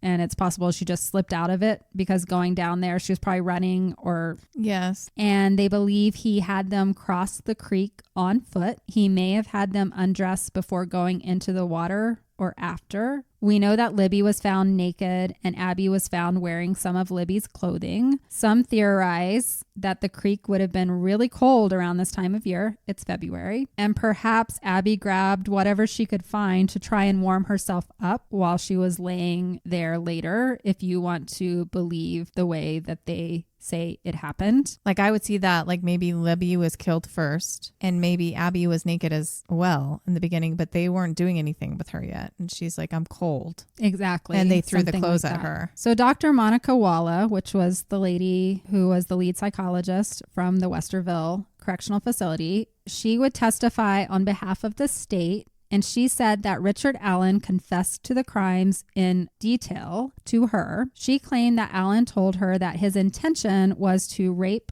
both of the girls, but when he got them down to where this was going to happen, he realized that they were much younger than he thought they were. He preferred girls to be 17 to 18 years old. And then on top of that, he was also spooked when a white van drove by, and that forced him to slash their throats quickly and cover the girls with sticks and ran off. No, I'm going to call bullshit. We'll talk about Walla here in a minute because I don't know that she's credible. She's walla lying. I don't know. I was trying to come up with something. It was also revealed that Libby's phone, which provided a lot of the details to the timeline, it was found hidden in leaves underneath Abby's body. So it is believed that the killer did not know they were in possession of a phone. Okay. According to the phone records, the last movement detected was at 2:32 p.m. We know that the picture of Abby was taken at 2:07 p.m. So this means the crime unfolded very quickly for these poor girls, if that is to be believed. So within 25 minutes, do we believe that Richard was able to get the girls down across the creek, take off their clothes, and kill both of them? 25 minutes? Yes, you could do that. Absolutely. We talk about crimes where they're like, oh, she did this in 5 minutes, 7 minutes. Right. I think it's possible, but I don't see whatever scenario she came up with as reasonable. Oh, I thought they were older. Nobody cares about older. Oops. You're not 17 or 18?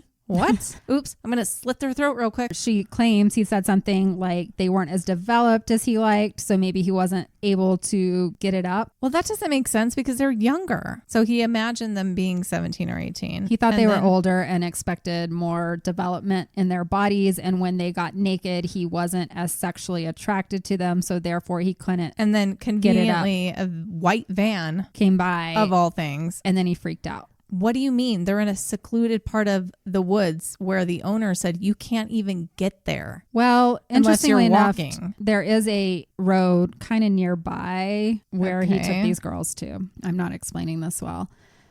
Well, anyway, it doesn't make sense. No. Oh, I'm just going to slash their throats. That's what we're going to do. What? No. Additionally, the state said that a state trooper who had listened to more than 700 phone calls placed by Richard Allen had identified Richard's voice on the video telling the teens to go down the hill. He matched it up some way. He was the expert. They also brought an expert out that said the bullet that was found, because remember, this is the one thing they have that connects Richard Allen. This bullet was found between the girls' bodies at the crime scene, but there are so many questions around how this bullet was discovered and how it was taken into evidence. There is only one picture of it, and it is not put in the right cycle of evidence. Like when they were taking pictures at the crime scene, there's a lot of questions around how this bullet was discovered, and many will say that it was added later after they did the search of Richard Allen's house. The girls were not shot. They were not shot. Something in the middle of the woods. And just like you said, with those other girls that are being considered possibly being the victims of the same perpetrator or perpetrators 400 miles away, they were found by hunters, which mean people with guns are in these private areas shooting and killing animals. Even the owner of that land said that he has hunters walking around, and it's very hard to walk around. And this was an unspent round that could have come out of anyone's gun, to be honest. It is wild speculation. I have a really hard time with this. And they do have an expert that comes in and says the way it was cycled through and blah, blah, blah. But I also know that the defense brought in their own expert that said there is no way to tell if a bullet has not been fired through the gun that it's connected. They said any SIG Sauer made in like a certain range of years with an unspent bullet could look like that. To me, that's a manufacturing thing if you haven't spent it. Exactly. So anybody who bought those types of bullets, which maybe he had. Well, the other interesting part about that, I have it written here later, when they did the warrant search of his house, they found his guns, and then they found a single bullet that matched the SIG Sauer laying on his like dresser nightstand. Okay. In like a little bowl. And so there is speculation that they grabbed that single bullet. Oh. And set him up. Yeah. If you want to believe in conspiracy, which we are always open to. Here. Which we are now more leaning to. I feel like you and I have been on this route for a really long time now. And we may have started out a little bit more innocent, but now more and more comes out and shit is just that complicated. There is not one case that I'm ever going to look at face value for ever again after doing this show. I know. So that was the prosecution's side of it. Oh, and they showed every single video of Richard Allen confessing to the crime and saying that he did it. Of course they did. The people who were in the room for the trial talk about the jurors. Some of them were looking away in horror when they saw some of the things that Richard was doing to his own body and eating his own feces. And like they had to watch. That's fucked up all to be of showing that. That's mental health issues. Why are they showing that? Because that is when he confessed to killing the girls. That's messed up. One of the biggest revelations that came from the defense's side, remember they can't mention anything about the odonistic rituals, but they were able to bring up a digital forensic expert who said when they took Libby's cell phone, at some point nearly 5 hours after she and Abby disappeared, an auxiliary cable was plugged into her cell phone. I'm not real sure how they can figure it out, but there is a way to know. That is something that the defense uses to say people were messing with Libby's phone. That would have been around 5 or 6 p.m. And I also want to bring up that they were not that far away from the bridge. And the night of the search, they all started at the bridge looking with flashlights. And a lot of people will bring this up, mostly in Reddits. Like they should have found these girls' bodies if they were there that night, and they didn't. They didn't find them till the next day. So a lot of people will speculate, if you want to believe in the ritualistic, that they took them somewhere first. Yeah. And then brought them back and staged them. It's a possibility, I think. I don't know why they would have staged the phone, but the fact that the phone did have this plugged in. And then there was another piece. I don't think I have this written down, but it was something I read or saw in the documentary that her phone also came back on at like 4:46 in the morning. My thought is that Abby was killed ahead of time, wherever they were. Right, because she didn't have the blood all over her. And then Libby was made to take off her clothes and put it on Abby. We don't know. Fucked up situation, right? But the phone was found under Abby. True. So maybe when Libby was taking off clothes, The phone was in her pocket. Stuffed it under Abby as evidence because she still had it and they didn't know. Because then we found that shirt in the creek, right? There was the shirt in the creek that led them there. And they both were wearing hoodies. And my thought is that the phone was probably in Libby's hoodie and Abby got the hoodie and found the phone. And then hid it as she was dying, potentially, underneath her. She died in another place, though. So I think it was either still on her person for some reason, or once Libby got there, she hid it. She hid it in a spur moment because she's a smart girl. That's what her mom said. Mm-hmm. She knew what to do. She wanted to make sure her killers got caught in some way or another. It's so hard. There's so many scenarios that could have happened, and it wasn't investigated fully. No. The assumption is with Richard Allen that they were killed there at the spot and left there, but I don't see the evidence supporting that. No, not Abby. And if he was truly trying to cover the girls up, he would have put a lot more sticks over these girls. And not just on certain parts of their body so that it could spell a certain rune. And the whatever. way they're put, like they're shaped very odd and like they're not covered at all. No. It's very... And then the letters in the trees. And her body is essentially covered in blood. And there's more to it that I don't have all the details on, but the way that like Abby's hand was placed above her head and then her leg was bent a certain way represents, I think it was called the Hanging Man, which was some kind of painting from the Odinistic ritual. Like there's a lot of other pieces to it.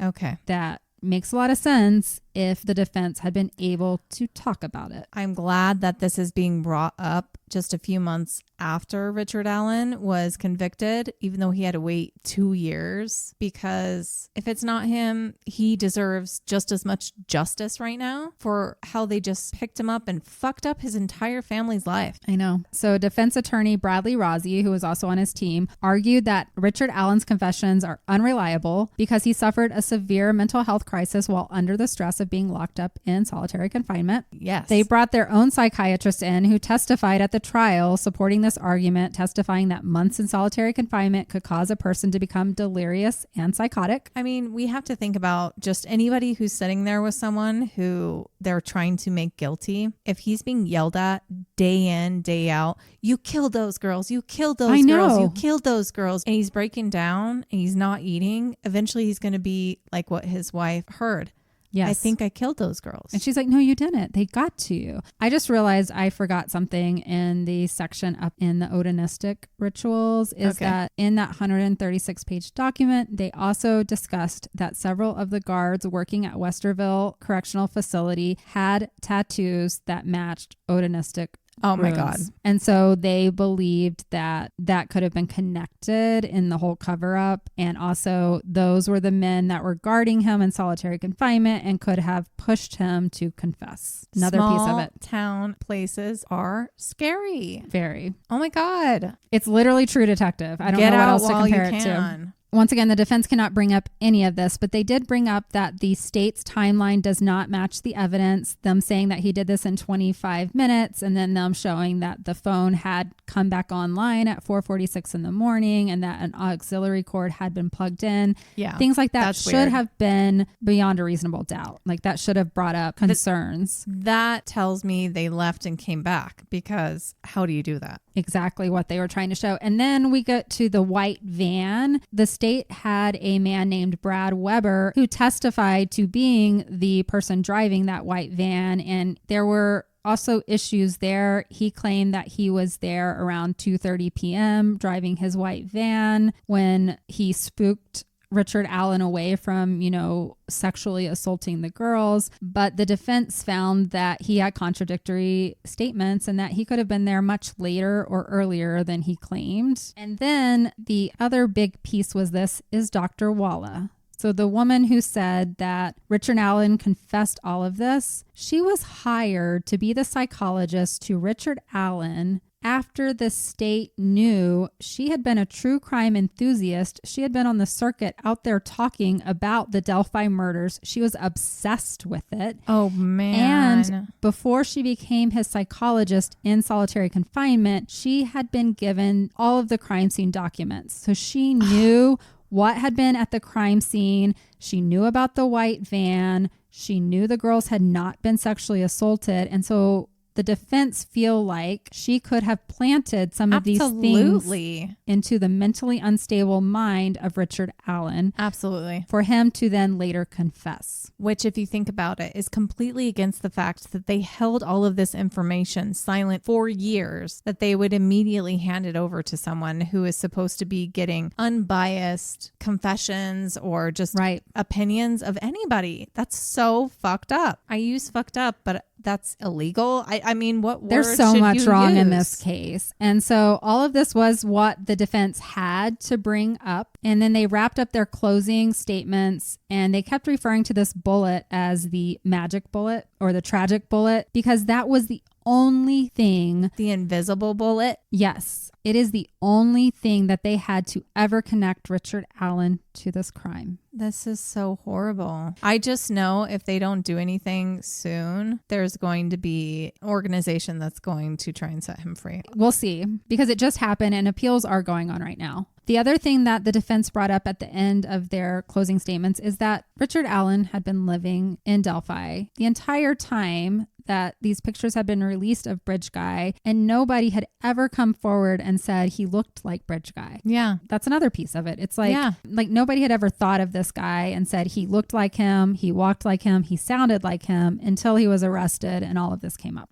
On November 11th of 2024, a verdict was returned from the jury and they found Richard Allen guilty on both counts of murder. Once again, the only physical evidence ever tying him was that bullet. Richard was immediately handcuffed after the guilty verdict was read. And this is something, I'll just bring it up because why not? We're going to bring up everything. He was handcuffed at 2:32 p.m. This is considered significant because according to Libby's phone, this was the time of the last recorded movement of the girls. So some people see this as a nod from the universe that justice had been served. Okay. Richard Allen was sentenced to 130 years in total, 65 years for each murder to run consecutively. It was the maximum sentence that the judge could pass down. Judge Gohl said that his offenses were among the worst she had seen in her 27 years on the bench. The gag order that had been in place until even after the conviction was released in early 2025. And this is when we got a little bit more information around the case. Part of that was Richard Allen's internet history. And it has been found that in the months leading up to his arrest in October of 2022, he had been searching for updates on the Delphi murders. He had also searched for most disturbing and terrifying movies on Netflix. He had clicked a link to 65 plus best kidnapping and hostages movies ever made and man held hostage by teens. So this was evidence that was used towards convicting him. That wasn't released until after. But what I saw was there was something that had happened. There was some event that was going viral at the time. And I think that's what he was looking for. I mean, nothing what you just said is like a direct, like, oh my God, yeah. Because it's a small town. Of course, he's going to look up what happened to the girls or if there's anything happening. It's like the biggest news in the town for years. People like horror movies. Okay. The only thing that stood out is man held hostage by teens, but it's more like he wants something to happen to him, maybe. I know. Like, that's a weird search. I don't get how those connect, but I was just mentioning it because sometimes you need to remember, Google is sneaky. You might type in a letter. Oh, and it suggests something. Exactly. You might type in anything and it'll give you 10 suggestions. And one of them is going to be like, what the fuck would that bring up? And you click on it because you're like, what would that mean? Why are people searching that? It's true.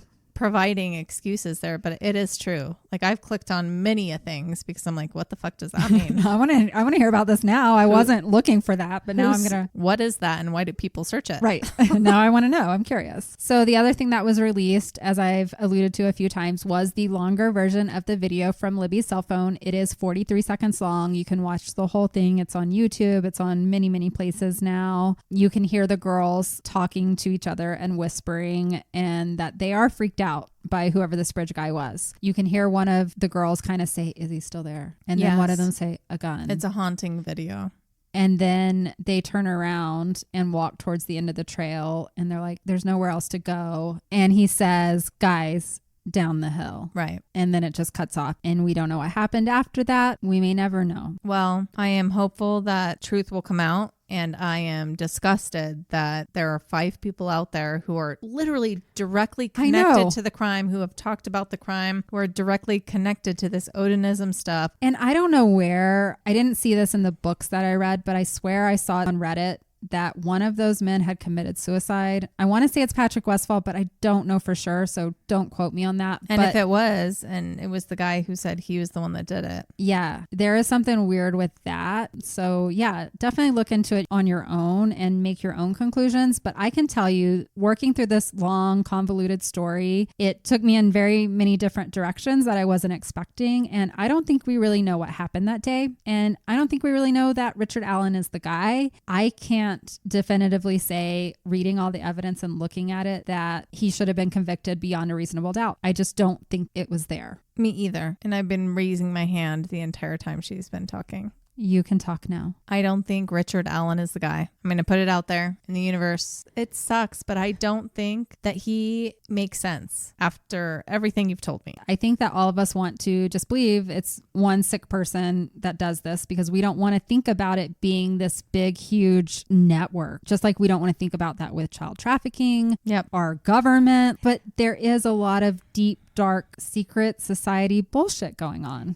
And just to say, that's how so many people do get involved, because they can justify their part. They're not killing. They're not sexually assaulting these children. They're not doing it. They're a peg in the line of where these kids are jumping to get to those points. Right. They are just a facilitator. So they justify their actions in that way for money. True. And speaking of facilitators, another theory, because there's so many that I saw, is that bridge guy was not the person who committed any kind of murders, but was just the person to push the girls to where they needed to be, which was down the hill. Yeah. Where these other people were waiting to hurt them. Just like the guy who talked to them to get them to maybe show up there. It could have all been connected. All of it. Because we know that many cults are connected to pedophilia. Yep. And so you could have had your child porn ring with Keegan Kline and the bridge guy, and it led to this Odinistic cult, and we don't know what the fuck they're doing on their little rituals, but we know that they had meetings often. And I could have gone even more down the rabbit hole with the Venlanders and their weird cult-like bullshit. It's just men wanting to feel important. And unfortunately, it seems to always end in women being hurt when they want to feel important, or not even women, young girls. So whatever happened that day, we cannot lose sight of these 2 lovely souls that were ripped from the world in a brutal, nonsensical way. They were just 2 young girls trying to enjoy a day outdoors, taking silly pictures in nature, or maybe meeting a cute boy they thought. Right. Either way, they were living life. They were being free. They were being silly teenage girls. What we should all be allowed to do every single day without the threat of some sick monster showing up to end it all. And that is where I get emotional, is just thinking about these poor little girls. We can go on all day about theories and what happened, but they didn't deserve this. Fuck that guy, whoever it was, or guys that hurt them. They didn't deserve it. They were so bright. They were just happy to be living life. They found solace in each other and a connection and a bond with each other. Because of that, whatever reason they went out there, that ended both their lives, and it shouldn't have. No, we should be able to exist as young teenage girls and or take women pictures and go out into nature and enjoy being free and talk to a cute boy who's not planning on hurting us. Murder. Abby and Libby deserve true justice. They certainly do. And I hope, because this is so new, he was just convicted. I know that appeals are going on right now, and we will see what comes out of it. I will continue to follow this case for sure, and we will provide updates. Because prior to him being convicted, this information was on gag order, and it's now released. Truth. So now we can talk about it. What makes sense here, guys? Let's put the real bad people behind bars. Thank you for listening. That's where we hang our hat today. Thank you, Kendra, for taking it on. It's a lot. I hope you think differently on this case, because if you just look at the news, it's very easy to believe Richard Allen did it. Yeah. Jessica and I will always advocate, look deeper into everything. It's important that we question. We do. So thank you for continuing to support us. We'll be back next Tuesday with another new episode. Yes. And please, from the bottom of my heart, please rate us kindly. 5 stars, kind comments. Push us up a little bit. We're still too little to be doing as much as we are some days. So yes, we work hard and we want to break through. and we love those of you who are listening. Thank you. If you have any suggestions or you want to offer up ideas on how we can continue to grow the podcast, please send them to lucidlabpodcast@gmail.com. And in the meantime, Stay very lucid. we'll see you soon. Adios. Bye.